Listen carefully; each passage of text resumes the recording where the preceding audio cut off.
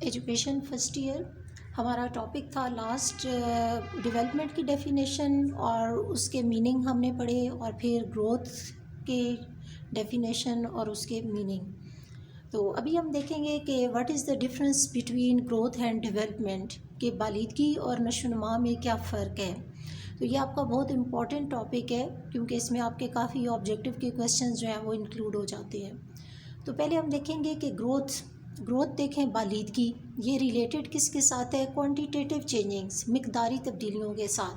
جیسے اس دن آپ کو میں نے بتایا کہ گروتھ کا تعلق جو ہے وہ یعنی بالغی، ہائٹ، ویٹ، باڈی اسٹرکچر، ٹھیک ہے، یعنی ایسی تبدیلیاں جیسے آپ وزن کر سکتے ہیں، ہائٹ یعنی کوئی بھی لمبائی اس کا اندازہ لگا سکتے ہیں، اسی طرح سے باڈی اسٹرکچر.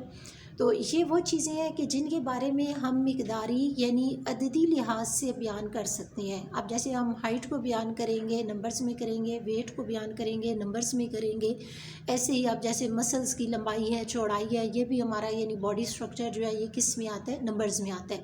تو اس لیے اسے کیا کہا جاتا ہے؟ کوانٹیٹیو، مقداری. اب ڈیولپمنٹ کیا ہے؟ کوالیٹیٹیو چینجنگز یعنی اوصافی، جس میں آپ کسی چیز کی کوالٹی، اس کی تعریف، اس کا وصف، یعنی آپ اس کی ایڈجیکٹو، ٹھیک ہے، آپ اس کی صفت کو بیان کر رہے ہیں. تو صفت جب بیان کی جاتی ہے، کوالٹی بیان کی جاتی ہے، تو اس میں نمبر نہیں ہوتے. جیسے ہم کہیں فار ایگزامپل کہ شی از ویری انٹیلیجنٹ، کہ وہ بہت ذہین ہے. جیسے ہم یہ کہہ سکتے ہیں کہ شی از مورلی اسٹیبل، کہ وہ اپنے اخلاق کے لحاظ سے بہت اسٹیبل ہے. تو اب یہ ہم نے ایک تعریف بیان کی ہے، ایک صفت بیان کی ہے، اسے ہم یہ نہیں کہیں گے کہ وہ اتنے کے جی ذہین ہے، ٹھیک ہے. تو اب یہ جو چینجنگز ہیں یہ ساری کیا کہلاتی ہیں؟ کوالیٹیٹیو چینجنگز. تو اس لیے ڈیولپمنٹ جو ہے یہ ڈیلز کرتی ہے کوالیٹیٹیو چینجنگز کے ساتھ. نیکسٹ آپ کا ہے does not continue throughout life. بالغی جو ہے یہ پوری عمر جاری نہیں رہتی. جیسے بچے کی پیدائش سے لے کے اس کے ایڈولسنس یعنی یوتھ تک، آپ سمجھ لیں کہ 17-18 ایئر تک بالغی کی نشو و نما یعنی بالغی کی جو رفتار ہے وہ تیز ہوتی ہے، لیکن یہ ساری عمر نہیں ہوتی. میچوریشن کے بعد آپ کا باڈی اسٹرکچر جو ہے اس میں بہت کم چینجنگز آتی ہیں. نیکسٹ ہے کہ goes continuously through out life. نشو و نما جو ہے یہ ساری زندگی مسلسل جاری رہتی ہے. نشو و نما کے بارے میں آپ نے ڈیفینیشن میں پڑھا ہے کہ it starts from birth and continue till death, کہ یہ پیدائش سے شروع ہوتی ہے اور موت تک جاری رہتی ہے. اچھا، نیکسٹ ہے کہ گروتھ جو ہے it is an aspect of development. یہ نشو و نما کا ایک پہلو ہے، یعنی نشو و نما کا ایک حصہ ہے. نشو و نما ایک براڈر ٹرم ہے، ایک وسیع ٹرم ہے، اور بالغی جو ہے یہ کیا ہے؟ اس کا ایک حصہ ہے.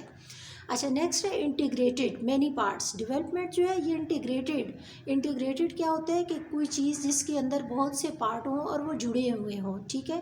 تو نشو و نما کے بہت سے حصے ہیں، جیسے جسمانی، ذہنی، معاشرتی اور جذباتی.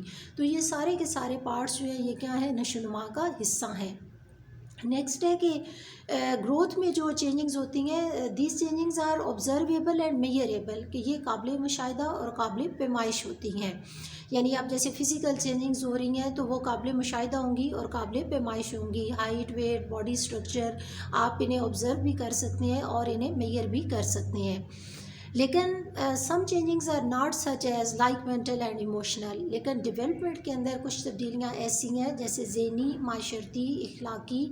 یہ تبدیلیاں ایسی ہوتی ہیں کہ ان کا آپ مشاہدہ تو کر سکتے ہیں کسی حد تک، لیکن ایک کوالٹی کی فارم میں، لیکن یہ میئریبل نہیں ہوتی، یعنی آپ ایگزیکٹ ان کی میئرمنٹ نہیں کر سکتے. تو اس لیے ذہنی اور معاشرتی اور جذباتی تبدیلیاں جو ہیں یہ میئریبل نہیں ہوتی. نیکسٹ ہے کہ growth it deals with physical changings. یہ جسمانی تبدیلیوں کے ساتھ ڈیل کرتی ہے، لیکن ڈیولپمنٹ 4 بڑی تبدیلیاں جس میں فزیکل، جسمانی، مینٹل، ذہنی، ایموشنل، جذباتی اور سوشل، معاشرتی.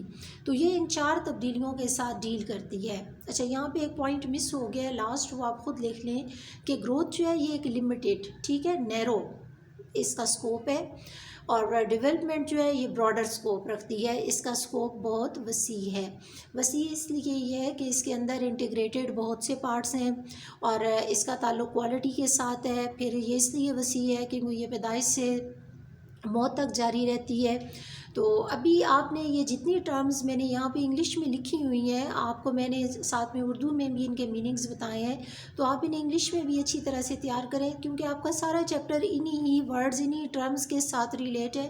تو جب آپ کو اس کا سٹارٹ کلیئر نہیں ہوگا تو then how it will be possible to understand it easily. Thank you.